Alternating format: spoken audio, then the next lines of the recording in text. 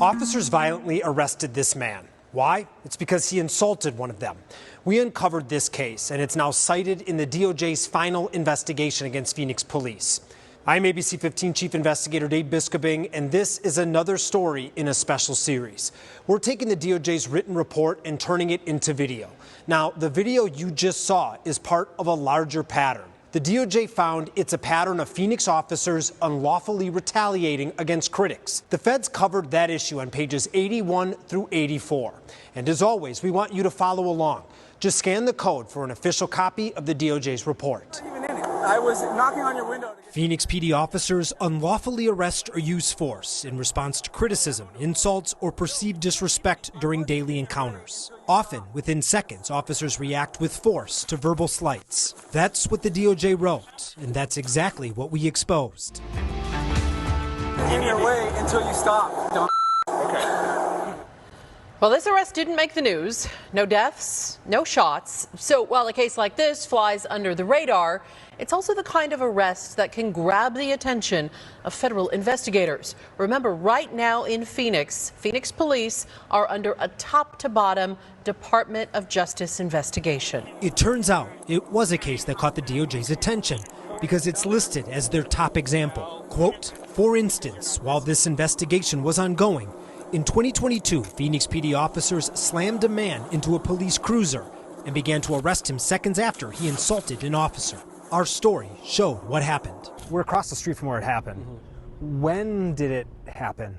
So it happened August 2nd of 2022. This is Kenny Ronald McDonald, and we're across the street from PLE, the Phoenix Law Enforcement Association, the police union. It's not the wisest place to do what Kenny did. While an officer was parked in the PLE parking lot, he rode by and insulted the officer. Now, the audio doesn't begin until this point. Have a good day. Another officer shows up. You know we could go code 6 and for riding left to center. We could. They claim Kenny continued to insult them from the sidewalk. After 10 minutes, the second officer pulls out of the parking lot. You can see Kenny ride up, knock on the window. Can you help me out with something? What do you need? There's a bunch of people that need help over. You guys help people, right? What do you need? Do you help people? I'm asking you. The man confronted the officer to point out that police were not helping unhoused people across the street. As the man complained, the officer told him by arguing he was obstructing police operations. Yeah, getting in my way. It's called obstructing police operations. Oh, yeah? I'm going to a call right now. So, if you don't need anything... I wasn't in your way until you stopped. Don't. Okay. The man laughed and called the officer a dumb. Immediately, the officer grabbed the man's arm and slammed him into the police cruiser in order to arrest him. I called him a dumb, and it's very clear, that sent him over the edge. Yeah, he arrested me. Our reporting also exposed other problems with the arrest, problems not cited in the DOJ's report. For example, Phoenix officers are not allowed to physically force someone to provide fingerprints, but they did.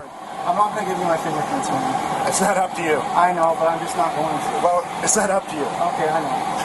All right, we'll pull you out and we'll force you then. Oh.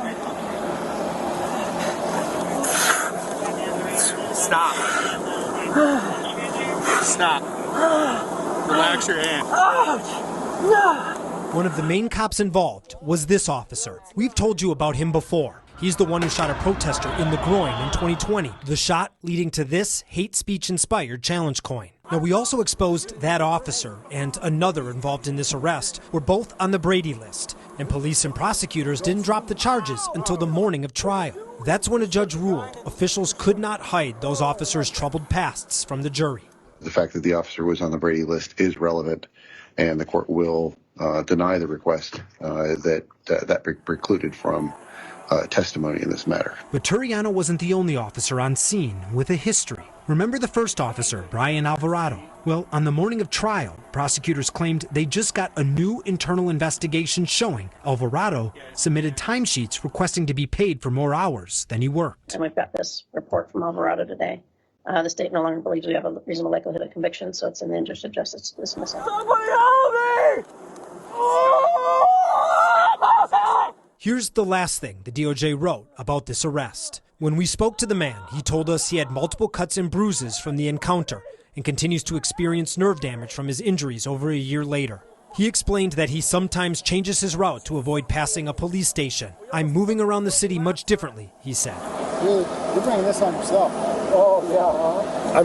I'm proud of your bravery for surviving. The bottom line here, the DOJ says Phoenix officers don't understand free speech, and they don't understand that you can't hurt someone or arrest someone just because they get called a bad name. And the internal investigation into the incident you just saw highlights that further.